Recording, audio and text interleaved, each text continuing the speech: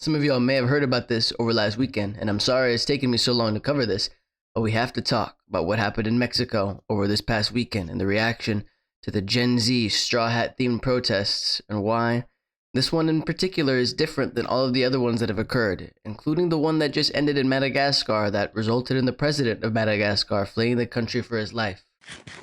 On Halloween, during Day of the Dead, the Mexican cultural holiday that occurs on the same day, the newly elected mayor of Urupan was gunned down Saturday night in the town's historic center where he had just finished a live stream. He was rushed to a hospital where he later died. This political assassination against the newly elected Michoacán mayor is believed to have been carried out on behalf of narco traffickers that remain an unfortunately prominent part of the Mexican political apparatus. NPR reports that Michoacán is one of Mexico's most violent states and is a battleground among various cartels and criminal groups fighting for control of territory, drug distribution routes, and other illicit activities. Carlos Manzo, the late mayor, ran on an independent ticket with a tough-on-crime stance and is rarely seen without a bulletproof vest and was quoted with having said, "Any criminal you encounter who is armed and resists arrest or attacks citizens, if you detect them during operations, you must take them down. There should be no leniency with them." This militarized, right-wing violent stance against criminals was moving to his constituents because of the recent high-profile assassination of Bernardo Bravo Manriquez, the head of local Citrus Growers Association in Apatican, who was found dead in October just days after calling for tighter security for agricultural workers. Narco traffickers unfortunately remain incredibly prevalent in Mexican politics and day-to-day life in the wake of targeted assassinations and general femicide that keeps the quality of life for your average citizen incredibly harsh to bear. It is hard when the United States is your neighbor, since we are the ones who will always buy up all those drugs anyways, and we are the ones that give the narcos guns to begin with. All they need is one dude here in Texas to buy chingos of assault rifles and they're set for the year. Shout out the Iron River. It is saddening to remember the 52-year-long failed war on drugs that gave the permission structure for the United States to violently intervene in Latin America, not solve a damn thing, and even make deals with traffickers anyways. All the US has done is worsen the corruption conditions prescient throughout Mexico and line their own military war machine buddies' pockets. In the 2020s, the world has long since learned that American intervention is something to be feared.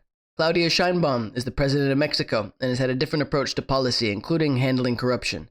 She's not as gung-ho as her right-wing and establishment counterparts are, and her goals center crime as a social issue. If her constituents are all able to afford healthcare, housing, food, transportation, and a plethora of other things, then they will have no need to join the cartel as a means of supporting their family. There's a lot of truth and goodness to her position, but obviously it handles the issue of narco traffickers indirectly, and it doesn't touch on corruption within the government at all. Regardless, she is incredibly popular.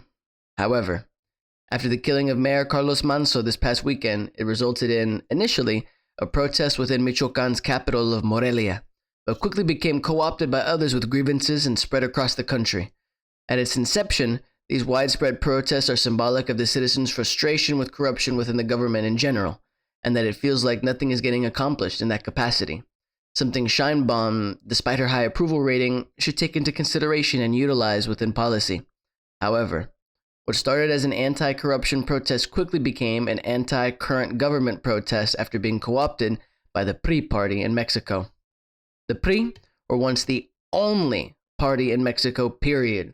And though their power has been slightly diminished, they are considered not only the establishment, but have also embraced far-right policies.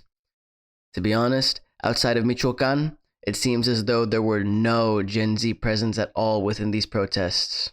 ¿Y preferías a Donald Trump, presidente de México, que es Claudia Sheinbaum? Sí, 1000 veces sí. ¿Y qué le parece sobre Donald Trump? Que está haciendo un buen trabajo. ¿Y qué le parece sobre la militarización de los Estados Unidos? Pues que también igual, si estuviera aquí como el país, tampoco no estaría bien. Well, he has good things and other things that we are not. What would you say some of the good things are? Well, he protects the life. I mean, the newborn, okay? Abortion. He's against abortion, okay? De Donald Trump. A mí me parece un buen presidente. A lo mejor no es lo mejor que hay. Sin embargo, si hubiera quedado Kamala, yo creo que la situación sería peor, porque Kamala, junto con Biden, son algo muy parecido a lo que es López Obrador. Y por eso se permitieron muchas cosas en Estados Unidos. La llegada de muchos emigrantes, muchos narcos hay allá. Y todo fue por la complicidad de Biden con López Obrador, con el gobierno de Morena. Por eso se invadieron de narcos y de delincuentes. This is all inner Mexican politics, but obviously framed with Trump for our American minds to understand, but that is all what has happened over the weekend.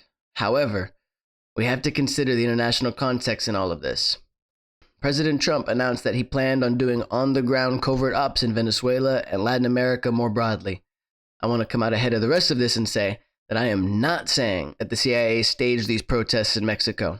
I think they genuinely came out of a place of anti-corruption frustration that the majority of the constituency can relate to. And even if these protests were co-opted by the oldest, grossest white Mexicans you will ever find, they are, at least in origin, genuine, and then taken over by the establishment party's elderly warriors. However, the use of straw hat is definitely a CIA-planted tactic.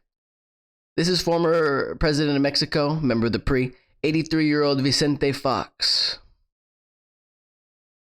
Who's your favorite straw hat, bucko? Bro is the former prez, but also a former executive at Coca-Cola. He is kind of the leading expert on corruption and selling your nation's resources to foreign businesses. Luffy would K-word him. Can't even make an Admiral Sengoku reference for Vicente, because in all honesty, Sengoku has more consistent values than Vicente Fox. Even One Piece doesn't have an apt corruption allegory reference for the kind of casual, executive-level corruption that is prominent in Mexico. I'm not saying he isn't allowed to wear straw hat merch without knowing who his favorite straw hat is, but it is abundantly clear that the one element that doesn't fit within all of these politics is old people fucking with the straw hat pirates, and it casts a gross CIA-influenced shade over the whole issue despite its legitimate anti-corruption sentiment.